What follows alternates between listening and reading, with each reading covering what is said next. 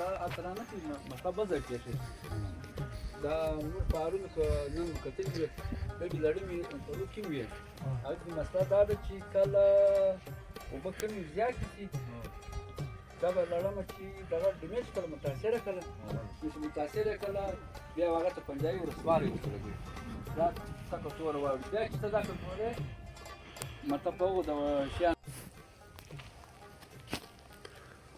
अस्सलाम वालेकुम, मैं मोहम्मद Akram, deputy director plant protection फीन।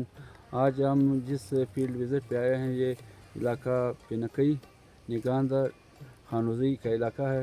यहाँ पर ये ज़िम्मेदार भाई हमारे साथ खड़े हैं। यहाँ पर बागों में ये मसला था कि पत्ते छोटे हैं और बर्निंग का इशू था, तो इस हवाले से हमने इसको बताया कि इसका पानी का टेस्ट और सॉइल टेस्ट करेंगे।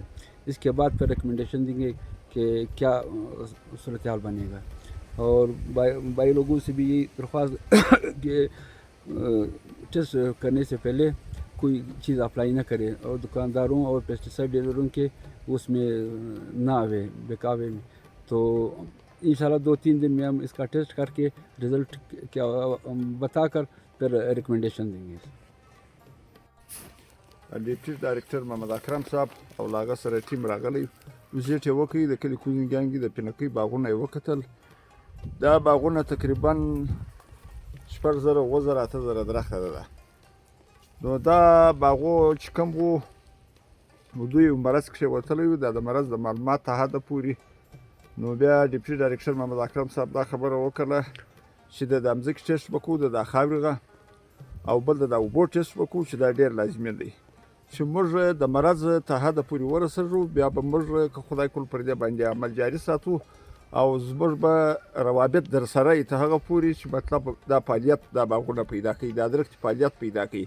بیا د درخت کیفیت د خپله وکاتئ چې درختې پاڼګې سدل سوي دي، نیمه ژړې نیمه څتره پر زیوال باندې روانې کبي ناجوړې درختې دي. باقاعده د هغې وزیټ یې وکړي. د فتح محمد ذمه دار په باغ کې وګرځېدلو او پاڼګې یې راپرې کړلې او پاتې شو. د اوبو په حواله باندې دا خبره وکړه چې دا باغ چې کوم دی دا اوبه دی، خو صرف موږ دا خاوره ټیسټ کوو، له هغه مابعد د اوبه ټیسټ کوو د 4-5 برمو اوبه نیمه ګنټه بعد دا موږ سره راجمع کوو. دا په یو بوتل کې موږ اچوو، بیا لیبارټرۍ له استوو او دا بیا ټیسټ کوو.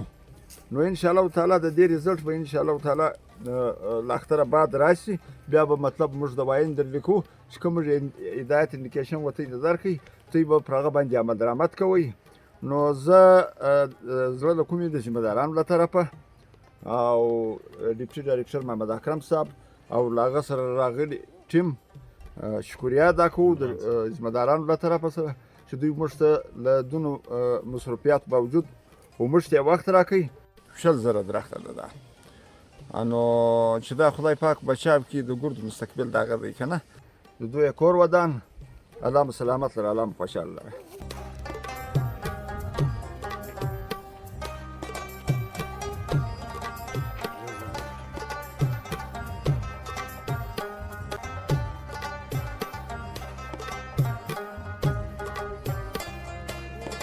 چیرې پیچ لوړ ولې دا یو شی درکو، چیرې پیچ کم ولې دا بل شی درکو. دا نشي کولی چې ته ورته یا پلانې کې راوړه پروا یې کړه پلانې